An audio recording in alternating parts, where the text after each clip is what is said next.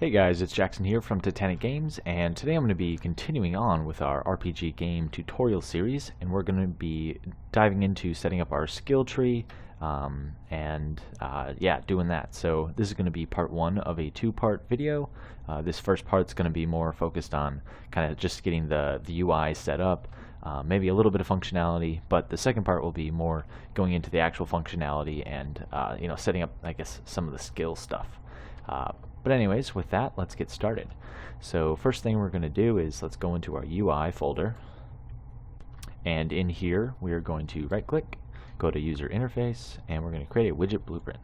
Now we'll call this UI underscore skill tree. Alright, and we can open that up. Now by default we're going to have a canvas panel, and that's fine. Let's go ahead though and add a vertical box, right? So you can search for that and drag it and drop it right onto the canvas panel. Now with that selected, we are going to anchor it to the center of the screen, right? And now we can set position X and Y to 0. We'll change the alignment to both 0.5 so it centers it, and then we'll adjust the size to maybe how about like 1000 by 900. That'll make it kind of a good shape, I guess. Alright, next we're going to add another canvas panel, but this time it'll be inside the vertical box.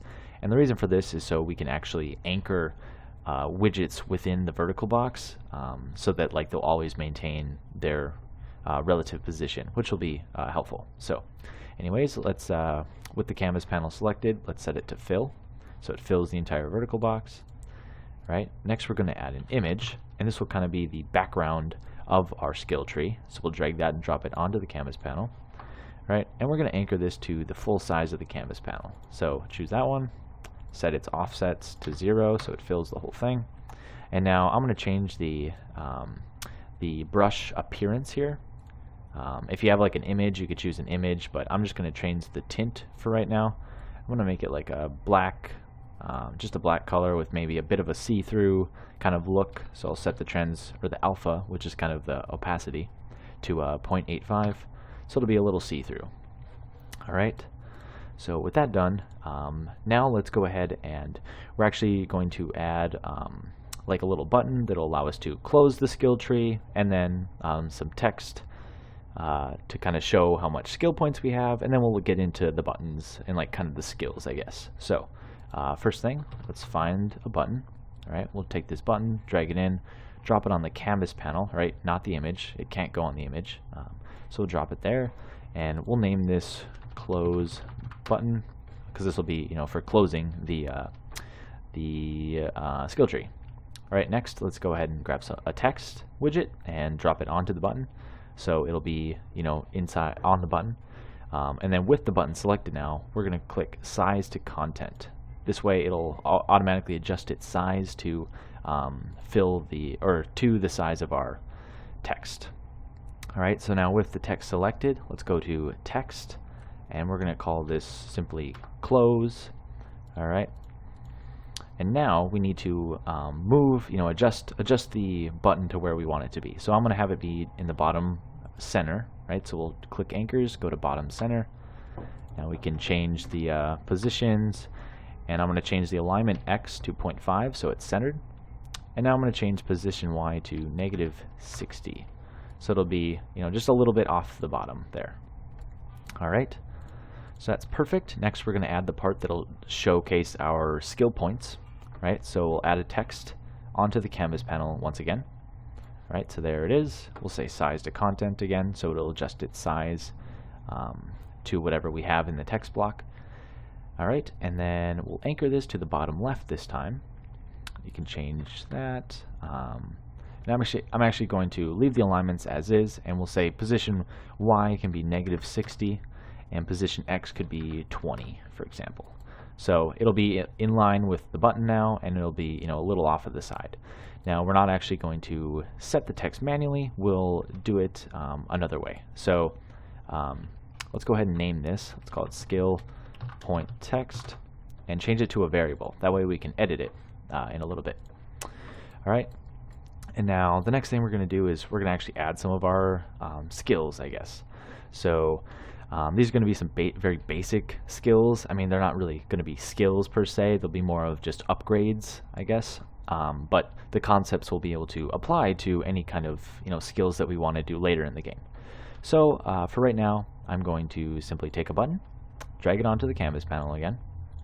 All right, so here it is. And I'm going to take a text and drag it onto the button.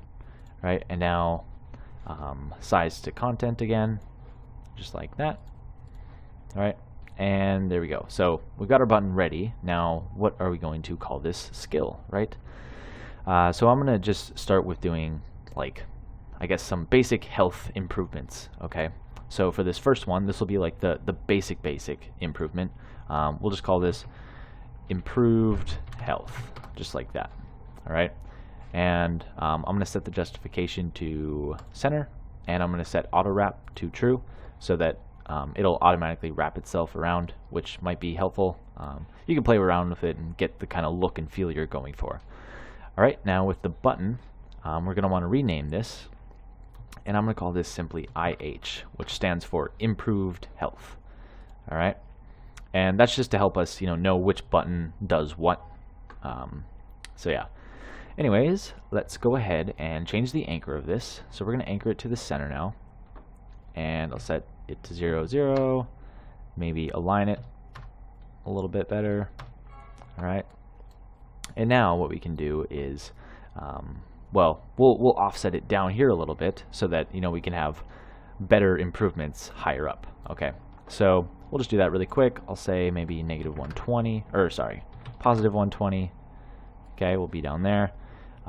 Let's go ahead and we can actually select the whole button, right, and say Control C, and then click on the canvas panel and do Control V, and it'll add it again up there. And we'll do that one more time. So now we've got two new buttons. All right. Now this second one here we'll call AH. All right, because this will be advanced health. All right, so we'll change the text content here to be advanced health, just like that. And then for this one, for the last one, I guess, we'll call this SH for superior health, I guess. So we'll change the text again, just like that. Right, now we'll just make sure that these are lined up correctly. Okay, so we'll select first AH, and we want it to kind of be in the center, I guess. So we'll say 0, 0, and it'll be center aligned, just like that. Now with superior health selected, we can go ahead and select the button, and we'll set it to 0, 0 again, but now this time we'll set its position Y to negative 120, so it's above there. Alright, so the next thing we're going to do is let's actually get this showing up on the screen really quick. Okay, so we'll go back to the editor, and we'll click on our character, and we'll say edit my character, right? So we'll go into the blueprint, and you should recognize some of this, because we've already done a couple tutorials now. But anyways, just find some open space, and we're going to create the skill tree when we press a button. So the button I'm going to choose is simply T. So you can choose any button that works for you, but I'm going to choose T. And then whenever we press it, we want to create a widget. The widget to create. So we'll set class, and we'll say skill tree, right? So we'll create our skill tree when we press T, and then we will add this to the viewport, which is the screen, right? And I'm going to change the Z order here to 1, just so it takes priority over the game HUD, which we've already created, And then the last thing we're going to want to do is change the input mode so that we're able to, actually click on things, right? So to do that, let's right click and say get player controller. All right, and we're going to drag off and say set input mode to UI only. A quick explanation of these is game only allows more of just, I guess, it responds to, more like keyboard events or, a gamepad, button presses and whatnot, whereas UI is more of, I guess, things involving widgets. Right, now game and UI would be a combination of the two. And let's say you had like a left button, or let's say you had a button that does something in your game and then a button that does something in the UI. The UI would take preference there. So that's just kind of a brief explanation of these. Anyways, we're going to do set input mode UI only. Alright, So this means we won't be able to run around while it's open. Now I'm going to take the return value of the widget we're creating and plug it into InWidget to focus, and I'm going to lock the mouse to the viewport. Alright, so that you can't like fly around off the screen, I guess. Alright, and then the last thing we're going to do is make the mouse visible so we can actually see it. So drag off and say set mouse cursor, set show mouse cursor rather. Alright, and we'll set that to true. Alright, so really quickly now, if we press play and I press T, you see here we go. We've got our our basic skill tree showing up. Obviously, it's really pathetic, but we'll refine it. We'll make it look better. So there's no way to close it yet, so we'll do that next. All right. So you'll have to exit out. Okay, so let's go back to our skill tree now and go to the graph. All right. So we'll actually leave the event construct because we'll use that later. But right now, what we want to do is click on the close button, right, and go down to events and add an on-clicked event.